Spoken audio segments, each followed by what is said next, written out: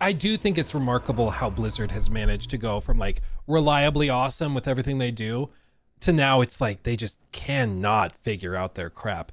And they're a big studio, they're a big company, like they really have no excuse, but the like long-term support for games like Overwatch 2, which they experimented with adding the 6-player mode back in, and it's just like, I mean, I think it is greed, but more than greed, I think it's just complacency and laziness. And that's why the success of like Path of Exile 2 and Marvel Rivals, for example, just in the last few weeks, that's why that is so crucial and why you should support games like that.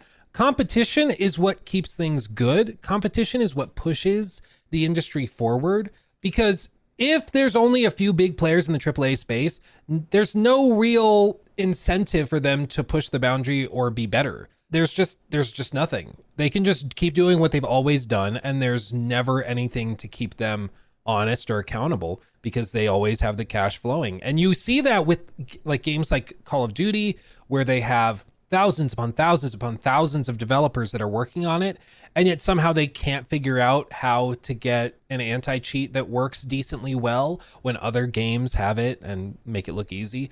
Like it is remarkable how you can have such massive studios with so much power and like development firepower behind them, and they just never get anywhere with it, or they make stupid mistakes like Diablo 4. Diablo 4 launches, is really well received. They proceed to screw it up for like a year straight, and then they kind of settle on it just in time for Path of Exile 2 to come in and steal all their thunder. It really is remarkable. PoE and Rivals take their games and are doing it better and fresh. Yeah, I mean, and I think that those games show that people do like the format. They like the genre. They just do not like the current implementation of how they've handled it through Blizzard's stuff. Part of it, I think, is because they've like dumbed it down so much that the games have lost their unique charm and flavor. And I think to a certain extent, a lot of these companies get so big, they stop being able to really look at player feedback and respond quickly and efficiently to it.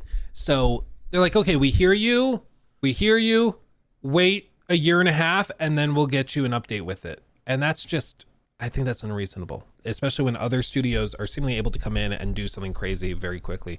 I don't blame people for leaving. Hundreds of devs working on cosmetics alone. Yeah, and I mean, maybe that's the key point, is that you can tell where the priorities are. Like their priority is not on making the best game possible. It's on how do we make the most money the fastest? Like, how are we going to do that? An $80 mount skin? Yeah, but that's part of it. It's like, there are members of the community that will buy that stuff, and then that justifies it for the studio to keep doing it. So because there's like a very there's a portion of their fan base and of the community that's willing to be very fast and loose with their money, that justifies them to do it across the board. And it's the same thing with like Call of Duty, where you're like, what happened to Call of Duty? There's like a new finisher where you take somebody out with like a unicorn that farts on them. You think I'm joking? I'm not.